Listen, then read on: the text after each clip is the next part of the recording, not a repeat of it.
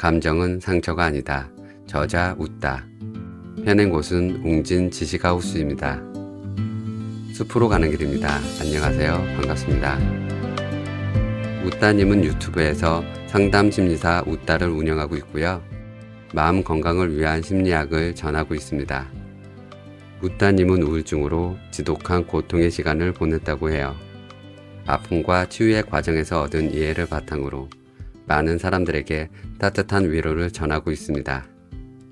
어떤 사람이 나를 무시했을 때 화가 난다면 그건 내가 무시당하고 싶지 않다는, 존중받고 싶다는 마음의 소리일지도 모릅니다. 슬플 때는 내 안에 아직 치유되지 않은 부분이 있다는 증거고요. 감정을 억누르고 감추는 게 멋진 게 아니라 그 감정을 있는 그대로 바라보고 이해하고 안아주는 게 진짜 멋진 게 아닐까요? 구독과 좋아요 부탁드리고요. 감정은 상처가 아니다. 들어가 보겠습니다. 내가 예민한 걸까요? 다른 사람들이 너무한 걸까요? 선생님, 제가 예민한 건가요? 상담실 문을 열고 들어온 미연 씨는 물부터 찾았습니다. 그러더니 손으로 부채질을 하며 답답한 듯한 표정으로 이렇게 물었죠. 동료들과 대화하다 보면 외모, 성격, 능력, 스펙 다 평가받는 것 같아서 기분이 나쁘고 신경이 쓰여요. 제발 저 혼자 일만 하다 집에 가고 싶다니깐요. 점심도 매일 혼자 먹고 싶을 지경이에요.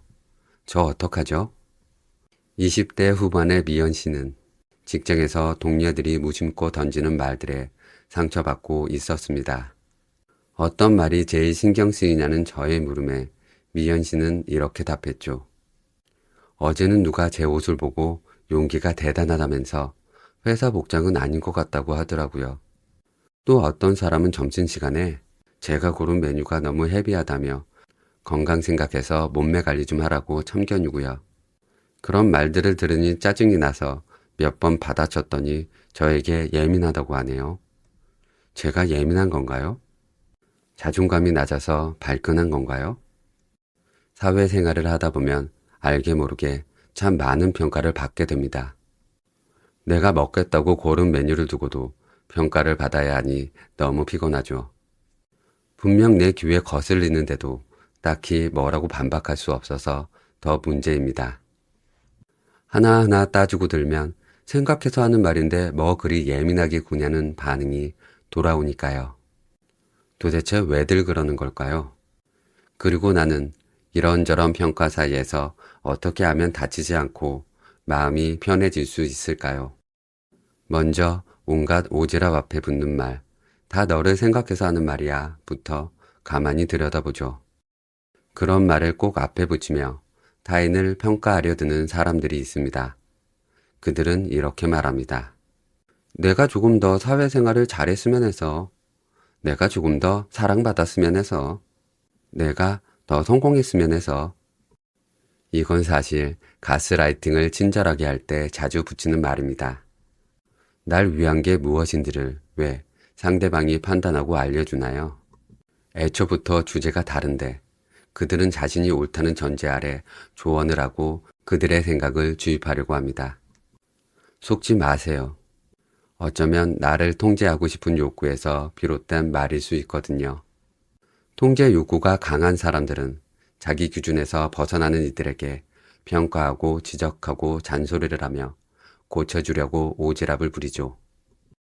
제가 이런 말을 하면 가끔 혼란스러워하는 분들이 있더라고요. 그 사람들은 평소에 자신에게 친절하게 대해주고 여러 가지를 베풀어 주던 이들이라는 거죠. 그런데 원래 통제 욕구가 강한 사람들은 친절하고 상냥하기도 해요. 잘 베풀고 상대방을 위한 희생도 서슴지 않습니다. 그래서 더 그들의 평가에 민감하게 반응하게 되는지도 몰라요. 나를 생각해서 해주는 말이라고 받아들이게 되니까요. 저는 미연 씨에게 이렇게 말했습니다.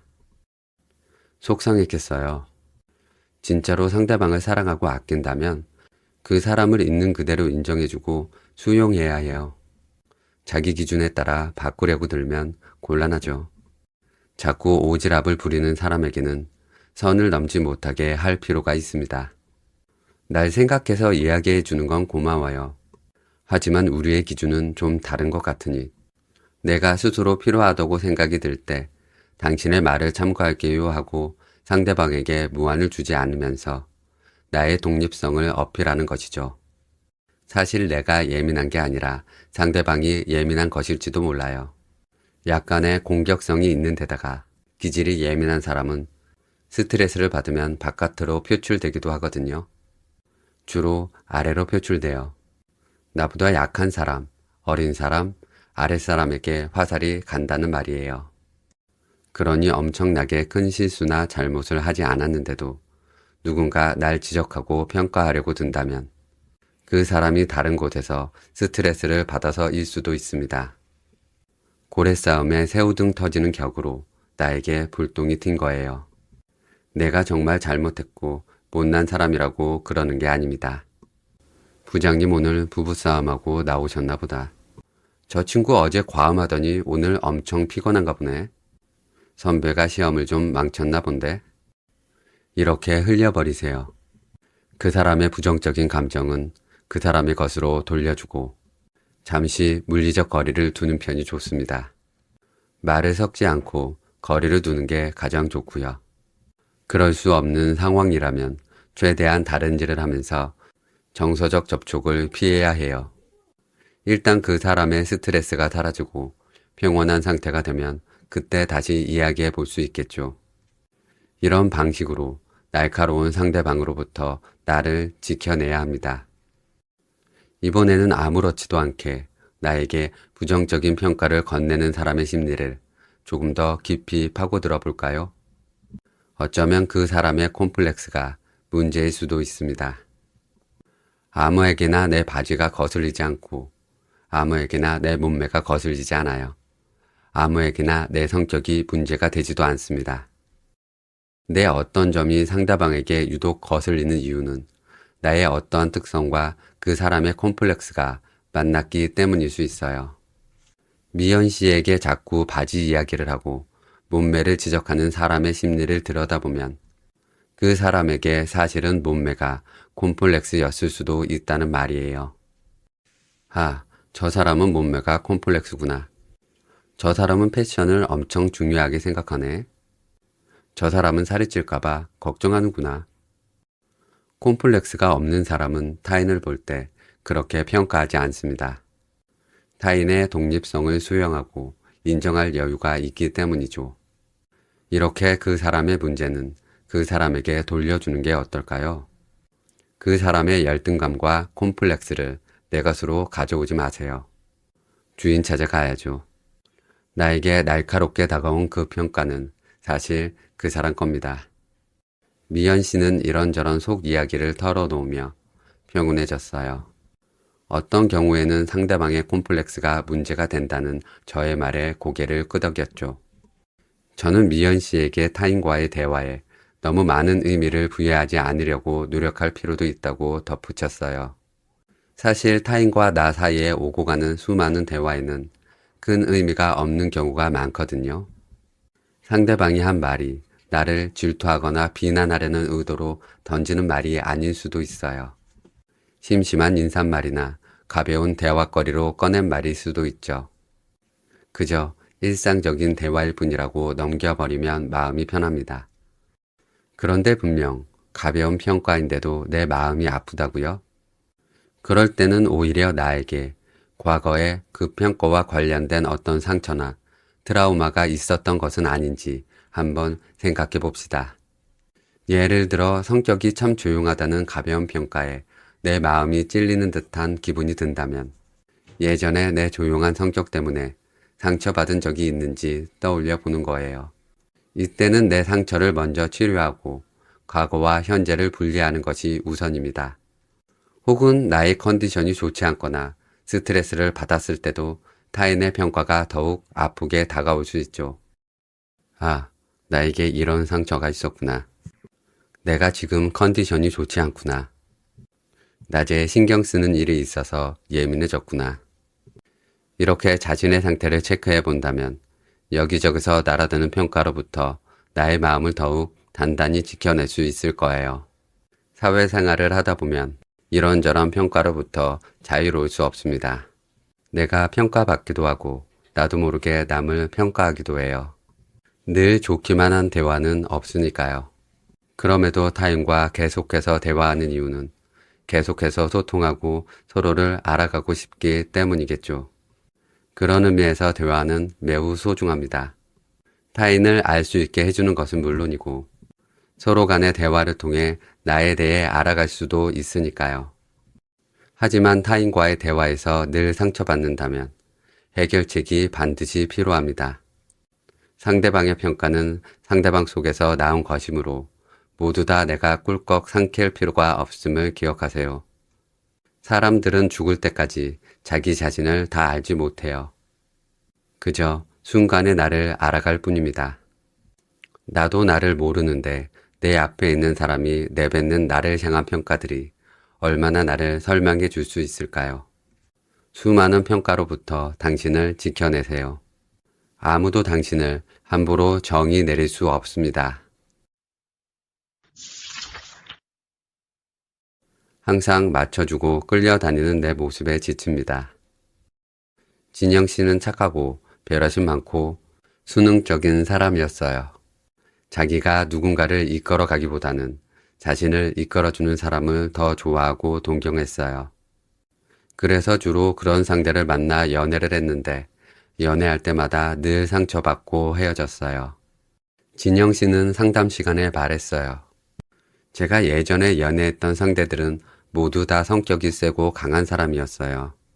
제가 너무 상처를 받아서 다시는 그런 사람을 만나지 않을 거라고 다짐하고 새로운 사람을 만나 결혼했는데 여전히 저는 끌려다니기만 하고 상대방은 저를 배려하지 않았어요. 진영 씨가 어찌나 끌려다니는지 결혼식, 신혼여행, 신혼집, 살림, 육아까지 모두 배우자에게 맞추느라 자신의 삶을 잊어버렸더라고요. 진영 씨는 결혼을 후회하면서 너무나 깊은 우울감에 빠져 있었어요. 무엇이 문제였을까요? 진영 씨가 이혼을 하면 무엇이 달라질까요? 다음에 누군가를 또 만난다면 과연 반대의 사람을 만날 수 있을까요? 대인 관계에서 항상 당하기만 하는 사람이 있어요. 혹은 당하는 건 아니지만 늘 남을 도와주는 사람이 있어요. 그 사람들은 왜 내 인생은 항상 나를 힘들게 하는 사람들만 꼬일까 하는 생각을 하죠. 우리가 드라마를 보면 배우들이 맡은 역할이 있잖아요.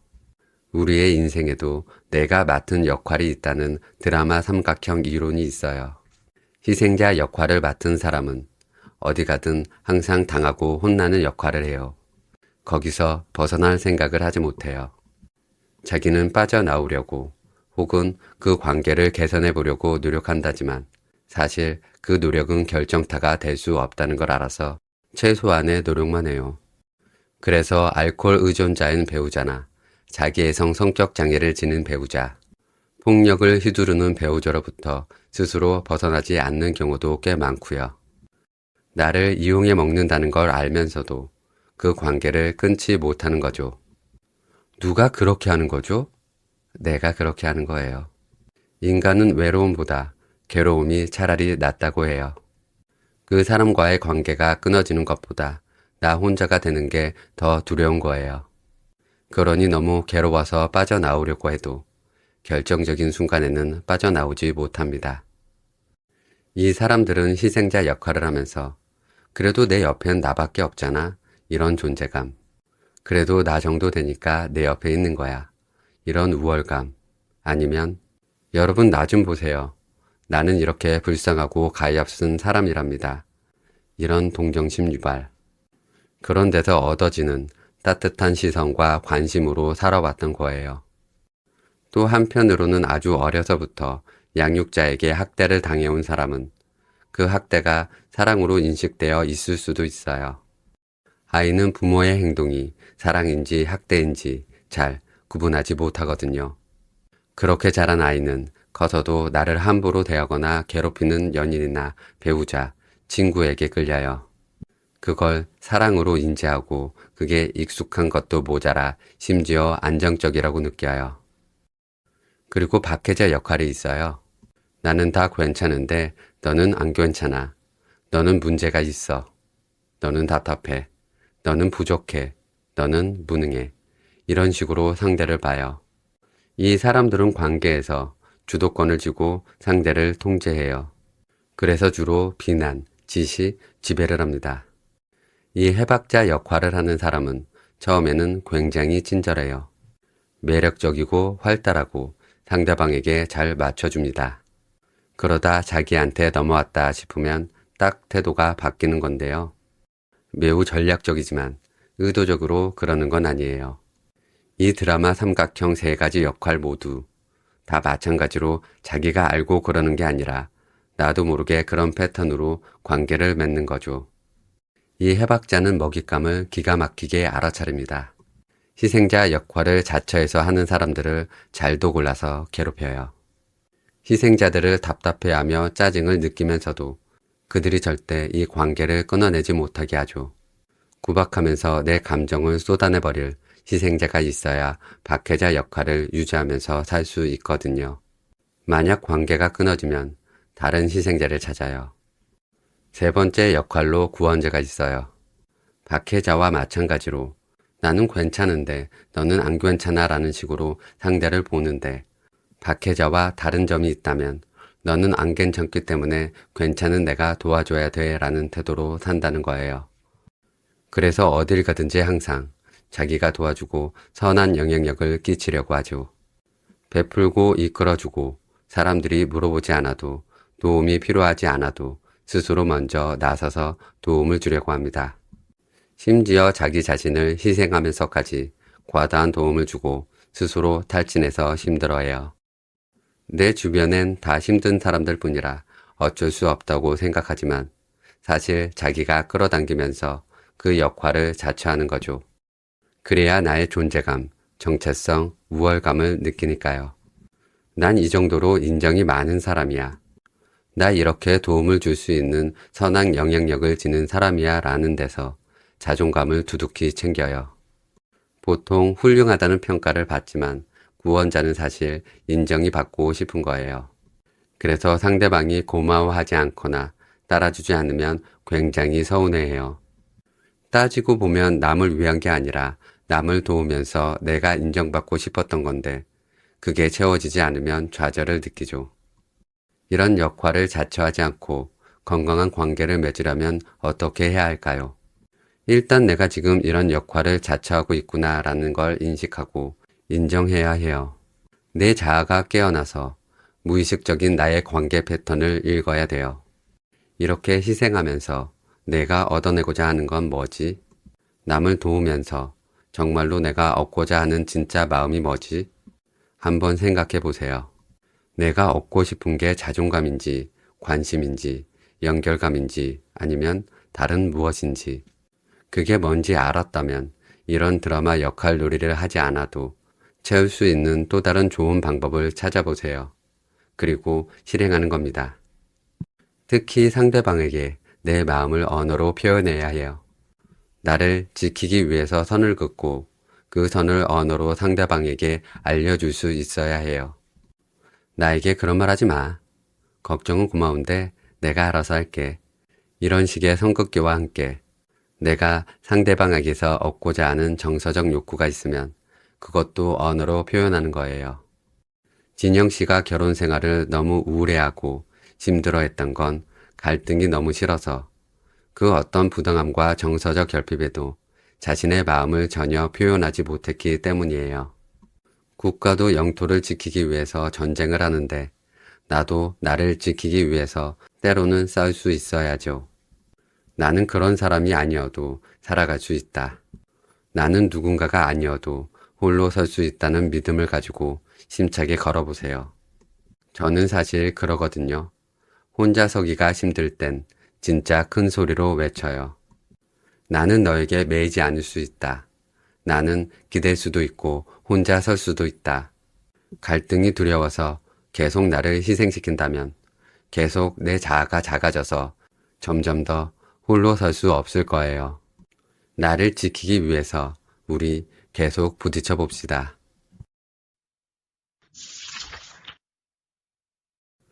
부정적인 생각이 끊이지 않아요.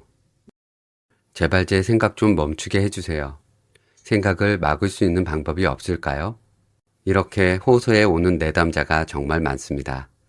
생각이 괴로운 이유는 그 생각이 부정적이기 때문일 겁니다. 불안, 걱정, 원망, 미움, 후회, 강박적인 생각, 나의 모든 에너지를 고갈시키는 생각들이 머릿속을 계속해서 둥둥 떠다닌다고 생각해 보세요. 괴로울 수밖에 없죠. 문제는 내 마음대로 생각을 멈출 수 없다는 겁니다. 특히 강박적인 생각은 내 의지대로 조절하기 어려워요. 부정적인 생각이라는 게 그냥 외부로부터 들어오는 경우가 많기 때문에 그렇습니다. 생각을 내 뜻대로 다 조절할 수 있다면 세상의 모든 사람이 하고 싶은 생각만 하며 살아갈 수 있겠죠. 저는 생각을 막을 수 없겠냐는 내담자의 질문에 이렇게 대답하곤 합니다. 그런 방법은 없습니다. 대신 생각을 바꿀 수는 있어요. 나쁜 생각을 한다고 내가 나쁜 사람은 아니에요. 먼저 꼭 말해주고 싶은 점이 있어요. 부정적인 생각을 하는 나 자신에게 거부감을 갖기보다는 그냥 그 모습을 수용하는 편이 낫다는 거예요. 그래, 부정적인 생각? 뭐 할 수도 있지. 다 그러고 살아. 이렇게 생각해 버리면 어떨까요? 생각이 많다고 걱정하면서 생각에 과도한 의미를 부여하거나 힘을 실어주지 않는 거죠. 이렇게 유연하게 사고하면 오히려 생각이 힘을 잃고 희미해질 수 있어요. 반대로 생각을 부정하고 억압할수록 그 생각은 나의 내면 깊은 곳에 갇혀서 더욱 나를 괴롭힐 거예요. 그러면 어떻게 생각을 유연하게 받아들일 수 있을까요? 일단 생각하는 행위 자체를 미워하지 마세요. 특히 내담자의 이야기를 들어보면 생각과 자기 자신을 동일시하는 경우가 많아요. 나쁜 생각을 하는 나를 나쁜 나로 받아들이는 식이죠. 그런데 부정적인 생각을 내 자아, 내 존재라고 생각하는 순간 너무 괴로워집니다. 우리는 하루에도 5만 가지 생각을 해요. 그때 보고 들은 것들이 순간에 내 생각에 영향을 미쳐요. 그러면 내가 보고 듣는 모든 것이 다 나 자신인가요? 그렇지는 않죠. 생각해 보세요. 내가 누군가를 해치는 생각을 했다고 해서 내가 실제로 누군가를 해치는 사람인 것은 아니죠. 생각은 나라는 공식은 애초부터 성립하지 않는다는 말이에요. 아, 내가 잠시 외부의 영향 때문에 스트레스를 받고 취약해졌구나. 이렇게 생각과 나를 잠시 분리하고 부정적인 생각을 떠올리는 나를 있는 그대로 수용해 보세요. 생각은 멈추려고 하지 말고 바꾸려고 해야 해요. 기존의 생각 대신 새롭게 떠올리는 생각들을 심리학 용어로는 대안사고, 대체사고라고 해요. 평소 우리는 스트레스를 받을 때 스마트폰을 하거나 지인을 만나서 수다를 떨죠. 멀리 여행을 가기도 하고요. 잠시라도 부정적인 생각을 잊을 수 있으니까요.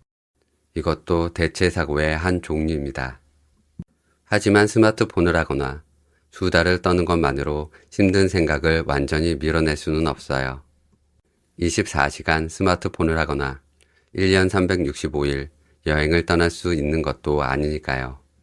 그저 그 활동을 할 때만 잠시 부정적인 생각이 밀려날 뿐이에요.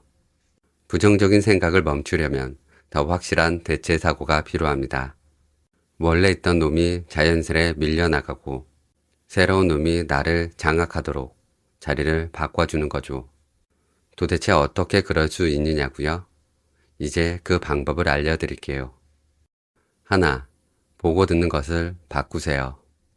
내가 평소에 무엇을 보고 무엇을 듣고 누구를 만나서 무슨 대화를 나누는지에 따라 나의 생각도 크게 영향을 받아요. 생각을 바꾸려면 결국 내가 보고 듣는 것, 만나는 사람을 바꾸어야 합니다. 그런데 부정적인 생각에 휩싸여 있는 사람들은 대체로 고립된 생활을 하는 경우가 많아요. 늘 만나는 그 사람, 늘 다니는 거기, 늘 하는 그것을 고수하며 본인이 안전하다고 느끼는 생활 패턴에 갇혀 있죠. 하지만 생각을 전환하고 싶다면 새로운 경험을 할 필요가 있답니다. 말이 쉽죠. 새로운 경험을 하는 게 얼마나 스트레스인데요. 이렇게 난감해하는 마음도 이해합니다. 늘 고립되어 지내던 사람이 갑자기 밖으로 나가면 오히려 스트레스를 받을 수도 있어요. 그렇다 하더라도 꼭 필요한 일이라는 사실을 기억해 주었으면 해요. 누구에게나 자신의 틀을 깨는 것은 힘든 일이에요. 이를 극복할지 말지는 나의 선택에 달려 있어요. 다른 사람이 대신해 줄 수 없는 오로지 내가 할 수 있는 일이니까요. 한 가지는 약속할 수 있어요. 새로운 시도에 대한 두려움을 이겨내고 나면 지금껏 미처 알지 못했던 나의 잠재력과 가능성, 또 다른 면을 발견하게 될 거예요. 둘, 에너지를 소진해야 해요. 우리는 어딘가에 끊임없이 에너지를 쏟으며 살고 있어요. 각자 에너지의 총량이 정해져 있어서 이를 결국 어딘가에 쓰게 되어 있죠. 그런데 일상생활에서 육체적으로 열심히 사는 사람들은 생각보다 단순하게 살아요. 잠도 잘 자고요. 그들은 생각의 에너지를 육체의 에너지로 전환하기 때문에 잡다한 생각을 그다지 떠올리지 않죠. 심리치료 중에서 농촌활동 프로그램이 있어요. 농사일을 하면서 하루 종일 땀을 뻘뻘 흘리면 부정적인 생각들이 어느새 콩알처럼 작아져 있음을 알 수 있죠. 몸이 힘들면 내 문제가 별게 아니라는 사실을 깨닫게 되거든요. 신체 활동이 심리에 끼치는 긍정적인 효과는 몸소 체험을 해봐야 알 수 있습니다. 머리가 복잡할 때 등산을 가거나 복싱을 하는 등의 신체 활동을 해보기를 권합니다. 셋, 나의 부정적인 생각을 검증해 보세요. 내가 하는 부정적인 생각에 정말 일리가 있을까요? 스스로에게 질문해 보세요. 나의 부정적인 생각이 진짜 맞는지 태클을 걸고 질문하며 따지세요. 예를 들어 볼게요. 단체 채팅방에서 나만 소외된 것 같다는 부정적인 생각이 치밀어 올랐다고 해봅시다. 사람들이 내 말에만 대답을 잘 하지 않는 것 같고 자기들끼리만 친한 것 같죠. 그럼 사람들은 날 싫어해. 나는 매력이 없고 인기가 없어. 나는 소심하고 낯가리는 사람이야. 이런 생각들이 끊임없이 떠오르게 마련입니다. 그럴 때 자기 자신에게 계속해서 질문을 던져보는 거예요. 그 채팅방에 있는 사람들은 정말 다들 친해? 온라인에서만 친한 거 아니야? 그 방에 있는 모두가 나를 싫어한대? 직접 물어봤어? 내가 어느 모임에서나 소극적이었나? 편안하게 지내는 다른 모임도 있잖아. 그리고 내가 속한 모든 채팅방에 다 활발히 참여하면 정말 좋을까? 그만큼 시간을 많이 빼앗기고 신경을 쓸 게 많은데 진짜 그렇게 살기를 원해? 이런 일로 내가 진짜 문제 있는 사람이라고 단정 지을 수 있어? 이렇게 내가 아는 생각에 꼬투리를 잡아보세요. 꼬투리가 모두 잡힐 때까지 끈질기게 딴지를 걸고 지적을 해보세요. 그런 뒤에 다음과 같이 새로운 대체 사고를 집어넣는 거예요. 채팅방에서 활발히 활동한다고 다 인기 있고 성격이 좋은 사람인 건 아니야. 사람들이 내 말에 호응해 주지 않는 게 그 사람들이 나를 싫어한다는 증거도 아니고 중요한 건 채팅방에서 오고 가는 메시지가 아니라 실제 만남이야. 지금부터가 중요해. 진실한 관계를 쌓아야지. 이렇게 말이에요. 물론 이건 제가 만든 예시일 뿐이에요. 대체사고는 누군가 대신해 줄 수 없어요. 내가 나에게 스스로 질문하고 나에게 딱 맞는 대체사고를 찾아서 넣어줘야 해요. 언제나 답은 나 자신에게 있답니다. 지금이 바로 나의 내면을 들여다볼 기회입니다. 그래, 결심했어. 지금부터 긍정적인 생각을 하자. 이제 왜 이런 결심이 지켜지기 어려운지 알겠죠?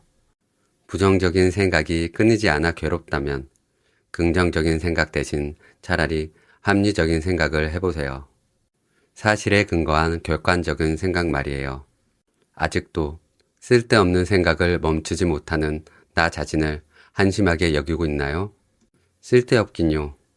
내 마음 하나, 내 생각 하나 조절하지 못하는 나를 깨달음으로써 지금껏 방치해왔던 내면을 돌아볼 기회를 가질 수 있는걸요. 우리 위기를 기회로 만들어봐요. 그리고 기억하세요. 내가 떠올리는 부정적인 생각은 절대 나 자신이 아니에요. 생각과 나를 분리하고 그 생각을 하는 나를 찬찬히 바라보세요. 분명 그 쓸데없는 생각을 통해서도 한 걸음 더 성장할 수 있습니다. 스스로를 못났다고 생각하는 내가 싫어요. 처음 수영 씨가 상담을 받을 땐 제 얼굴을 보지 못했어요. 눈도 못 마주치고 제가 고개를 숙이면 그제서야 잠깐 저를 보더라고요. 자신감이 없고 위축되어 있구나라는 생각이 들게끔 하는 첫인상이었죠. 그런데 수영 씨가 자신의 문제를 이야기할 때 뜻밖의 말을 하더라고요. 저는 친구들을 만나면 제 자신이 너무 초라하게 느껴져요. 성격도 외모도 직장도 다 그저 그렇고 친구들은 멋지게 잘 사는데 저는 그렇지 못해서 열등감이 심해져요. 직장에서 다른 직원들의 성과가 좋을 때도 스트레스가 너무 심해요. 근데 웃기는 건요. 제가 친구들에게 가끔씩 잘난 척을 해요. 일 잘하는 척, 아는 척이요. 그런 제가 너무 혐오스러워요. 사실은 아무것도 없고 못난 주제에 남이 그렇게 보는 건 싫어서 잘난 척하고 기회만 되면 남을 깎아내리려고 하는 거예요. 수영 씨는 사람들 사이에서 순하고 성실한 사람이었기 때문에 사람들은 수영 씨가 착한 사람이라고 여겼어요. 그런데 수영 씨는 정말 의외로 가끔 심각한 감정 싸움을 했어요. 그 착한 사람은 어디로 갔는지 가끔 정말 공격적이고 고집스러울 때가 있었어요. 평소에는 줄곧 수줍어하고 자신의 의견을 말하지 않고 튀지 않으려고 하는 편인데 어느 날은 제게 이렇게 말하더라고요. 선생님, 저 사실은 관종이에요. 관심을 받으면 너무 불편한데 한편으로는 참 관심받고 싶어요. 재미있는 사람이 되고 싶고 인기도 많으면 좋겠고 사람들이 저를 찾으면 좋겠어요. 그런데 막상 저를 불러내면 너무 피곤해서 나가기는 싫어요. 수영 씨는 어릴 때 관심받고 자라지 못했지만 엄마의 말은 무척 잘 듣는 착한 딸이었어요. 수영 씨의 남동생이 유별나서 부모님의 모든 관심은 남동생에게 가 있었고 수영 씨는 엄마의 고민을 들어주고 문제를 함께 해결해주는 역할을 했죠. 그것이 수영 씨가 엄마랑 진중하게 대화할 수 있는 유일한 소통거리였으니까요. 수영 씨의 감정이나 생각, 요구는 엄마에게 감히 말할 생각조차 못했어요. 다 누울 자리를 보고 다리를 뻗는 법이죠. 하지만 사랑받고 싶은 건 인간의 본능이잖아요. 몸이 자라게 하려고 아기가 본능적으로 음식을 먹듯이 정서와 인지도 발달하려면 본능적으로 타인의 관심과 사랑이 필요해요. 그게 빠진 채로 자라면 커서도 계속해서 사랑과 관심을 극심하게 갈구하며 살아가죠. 그런데 그런 사람은 자기가 굉장히 못났다고 생각하기 때문에 당당하게 사랑과 관심을 받지 못해요. 원하고 있지만 거부하고 거부하지만 간절히 원해요. 그래서 주변에 이런 말을 자주 해요. 나는 잘 못해. 나는 진짜 못났어. 내가 이렇게 멍청이 구제불능이라니까. 그런 말을 하면서 마음 깊은 곳에서는 너 빨리 나에게 아니라고 해. 나를 위로해. 나의 겸손함을 눈치채라고 하고 생각하고 있을지 몰라요. 내가 나를 과도하게 낮추면서 상대방에게 높임을 받으려는 무의식이 작용하고 있을 수도 있죠. 또는 나의 못남에 과도하게 몰두한 상태로 자기를 느끼고 있는 것일 수도 있고요. 정체성이란 자기를 느끼는 것인데 나를 깎아내리면서 나를 느끼는 방식을 택한 거죠. 그게 더 안전하다고 여기니까요. 그런데 나는 나를 그렇게 못났다고 하면서 타인이 막상 내 의견에 동조해서 그래 너도 참 속상하겠다. 매번 그렇게 옆 직원보다 성과가 안 나오니 얼마나 회사 다니기 창피하니 월급도 박봉인데 라고 하면 어떨까요? 내가 말한 그대로 말했을 뿐인데 너무 화가 날 거예요. 손절할 수도 있어요. 엄청난 감정 싸움을 벌일 수도 있고 복수심에 잠을 못 잘 수도 있어요. 참 아이러니하죠? 내가 나를 못났다고 하는 게 진실이라면 타인이 동조할 때도 받아들일 수 있어야 하지 않나요? 내 의견에 찬성해 준 건데요. 근데 발끈하거든요. 그 마음은 뭘까요? 내가 나를 못났다고 하면서 사실은 내 부정적인 감정을 타인에게 쏟아내고 위로를 자아내고 겸손이라는 도덕적 우월감을 느끼면서 자존감을 채우고 싶은 거죠. 이런 것을 취약성 자기애라고 해요. 나르시시스트라고 하면 다 못된 사람만 있을 것 같은데 취약성 자기애가 있는 사람은 엄청 착합니다. 조용하고 수줍어요. 그런데 내면의 갈등이 엄청나요. 끝없이 남을 의식하며 사실은 우월해지고 싶어 하죠. 내가 못났다고 생각하면서도 남의 비난을 견디지 못하고 거절받을 만한 사람이라고 생각하면서도 막상 거절당하면 병이 납니다. 마음에 채워지지 않는 커다란 구멍이 난 거예요. 어떻게 해야 할까요? 더 이상 자신을 속이지 말고 진짜 나를 보세요. 저는 수영 씨에게 말했어요. 수영 씨, 관종이라고 고백해줘서 정말 고마워요.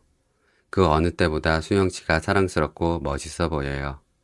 나는 질투심이 많다고, 은근히 잘난 척을 한다고, 사실은 관종이라고 그렇게 인지하는 것도 정말 어려운 건데, 심지어 그걸 남에게 고백까지 하다니요. 수영 씨가 이만큼 자신을 돌아보고 객관화할 수 있는 사람이라는 게 얼마나 희망적인지 몰라요. 아니요, 저는 멋지지 않아요. 착하지도 않아요. 저는 제가 너무 싫어요. 아, 역시 수영 씨는 또다시 자신의 못남에 몰두하기 시작했어요. 제가 여기서 아니에요. 수영 씨는 정말 멋진 사람이에요. 라고 하면 우리의 상담은 한 발짝도 나아가지 못하고 쳇바퀴를 돌겠죠. 저는 수영 씨가 자신의 진짜 모습을 인지하고 그런 자신을 스스로 위로하게 하고 싶었어요. 자신의 어린 시절, 상처, 경험, 감정과 생각을 똑바로 마주하도록요. 내가 못난 사람이라고 생각해서 얻는 게 무엇일까요? 매우 부정적인 생각이라도 거기서 얻는 심리적 이득이 있으니 그 굴레에서 벗어나지 못하는 것일 수도 있어요. 취약성 자기애는 말 그대로 내가 나를 못났다고 여기지만 자기에게 빠져 있는 거예요. 잔인하더라도 그 현실을 보는 것이 첫 출발이겠죠. 저는 수영 씨가 스스로에 대해 인지할 수 있게 대답했어요. 못남에 반대하는 게 아니라 계속 자기를 못났다고 말하는 자기 자신을 보라고. 스스로 그렇게 못났다고 생각할 만한 이유가 있었죠. 제가 아무리 사랑스럽다고 해도 받아들일 수 없는 수영 씨 자신은 얼마나 답답하고 괴롭겠어요. 관심과 사랑이 남동생에게만 갔으니 얼마나 목이 말랐겠어요. 우리 못났다고 하지 말고 안쓰럽다고 해주면 안 돼요? 그리고 수영 씨 자신에게 그 못다한 관심을 이제부터 좀 주자고요. 선생님은 저에게 관심이 있나요? 저는 이런 질문이 너무 놀라워요. 환상 속에 있지 않고 혼자만 착각 속에 고립되어 있지 않고 이렇게 지금 여기서 저와 직면하는 이 질문이요. 수영 씨가 그만큼 많이 좋아졌다는 거잖아요. 제가 수영 씨에게 관심이 있냐고요? 저는 수영 씨를 정말 좋아해요. 특별히 더 좋아해요. 너무 과해 보일까봐 오히려 표현을 자제한다니까요.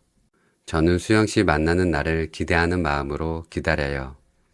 수영 씨는 고개를 숙이고 울었어요. 얼굴이 아주 빨개졌는데 부끄러워서 그런 것 같지는 않고 감정이 복받쳐서 그런 것 같아 보였어요.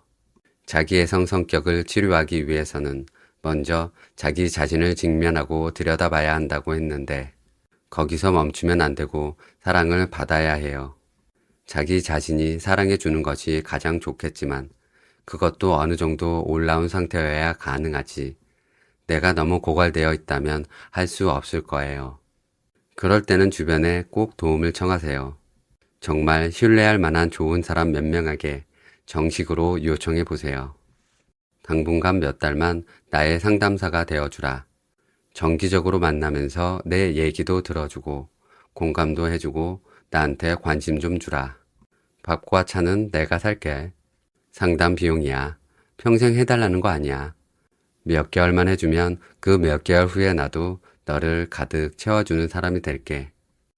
나의 해방일지라는 드라마에서 구 씨가 연미정에게 상담사가 되어달라고 요청한 것처럼요. 그리고 말한 그대로 나도 똑같이 상대방을 사랑해 주어야 해요.